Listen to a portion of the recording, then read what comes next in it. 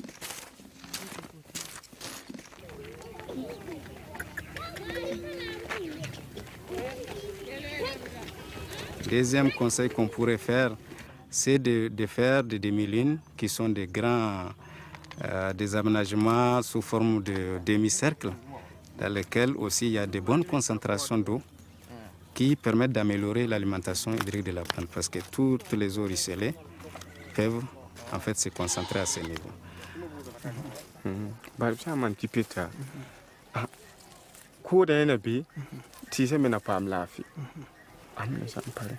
Voilà, il confirme qu'effectivement, lutter contre la sécheresse, là, la dégradation de l'environnement, de la nature, c'est en tout cas pratiquer cette méthode.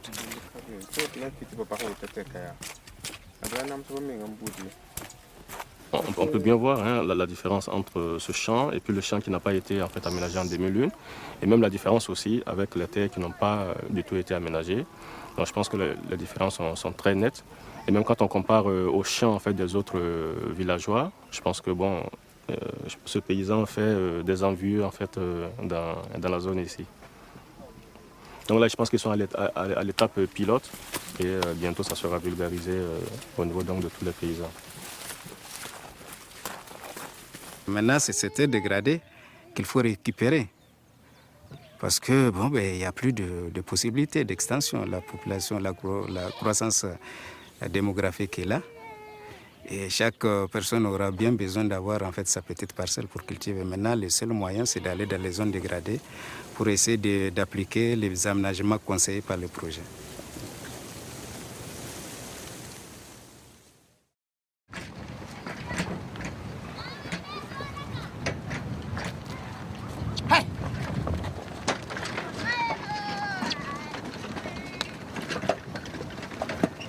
Début août, nous voici de retour au Niger. Les épisodes orageux semblent maintenant plus réguliers. Les hydrologues sont toujours sur le terrain, inlassables guetteurs de pluie.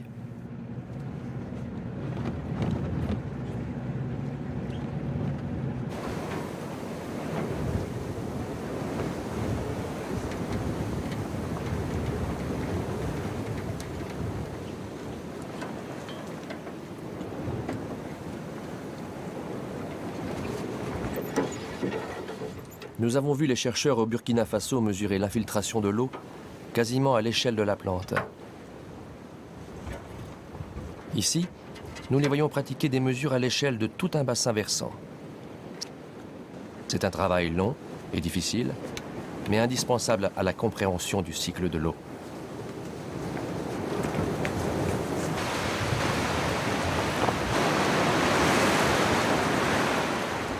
Je pense que c'est fini. Hein. Je pense qu'il va pas pleuvoir. Hein. Mais si. Ne désespère pas. Ouais, petite pluie quoi, pas. Inch'Allah. Inch'Allah.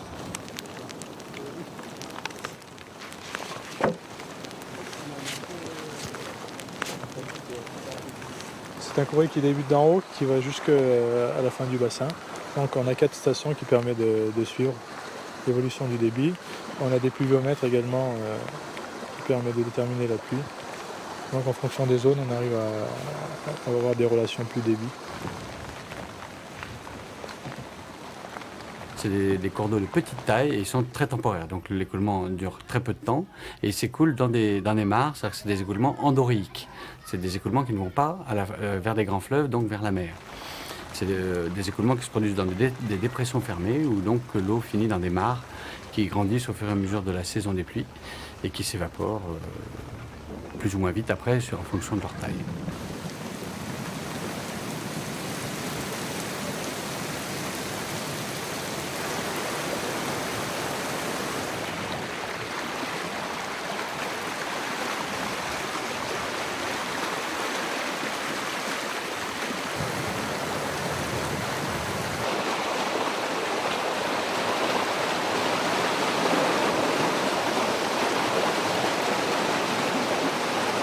Premier point.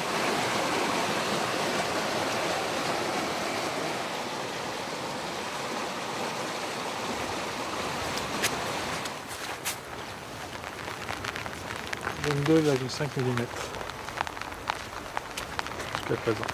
D'ici 2 ou 3 ans, on aura suffisamment d'éléments concrets, c'est-à-dire des mesures réalisées sur le terrain et de bonne qualité pour pouvoir boucler des bilans au niveau des petits bassins, comprendre le fonctionnement de tout un tas de types de végétation, c'est-à-dire les jachères, les cultures, la brousse, le peu de brousse naturelle qui reste, et de manière à boucler des bilans et alimenter des modèles hydrologiques, et des modèles, surtout des modèles couplés végétation hydrologique, c'est-à-dire qui tiennent compte de tous les éléments du cycle de l'eau, mais y compris l'évapotranspiration, la respiration des plantes, leur évapotranspiration et la réalimentation des nuages par l'humidité du sol, l'humidité de la végétation, la transpiration des végétaux. Peu à peu, mesure après mesure, nous avons suivi le flux de moussons, de l'océan au Sahel, de la saison sèche à la saison des pluies. Ce sont des recherches urgentes pour les populations africaines, les plus vulnérables aux aléas climatiques, face à des répercussions directes sur l'agriculture, la ressource en eau, la santé. Ici, le changement climatique peut détruire les conditions de subsistance de populations entières et les forcer à la migration. Mais acquérir des données sur le climat de l'Afrique de l'Ouest est aussi capital pour comprendre le fonctionnement du climat mondial. Et là encore à différentes échelles. Parce que ce sont les régions les plus chaudes de la planète. Parce que ce sont les régions qui génèrent le plus de poussière minérale. Parce que les lignes de grains les plus violentes qui naissent en Afrique de l'Ouest finissent parfois en ouragan sur les côtes américaines. La recherche occidentale n'est pas toujours désintéressée, mais là, elle se marie étroitement avec les préoccupations des chercheurs africains.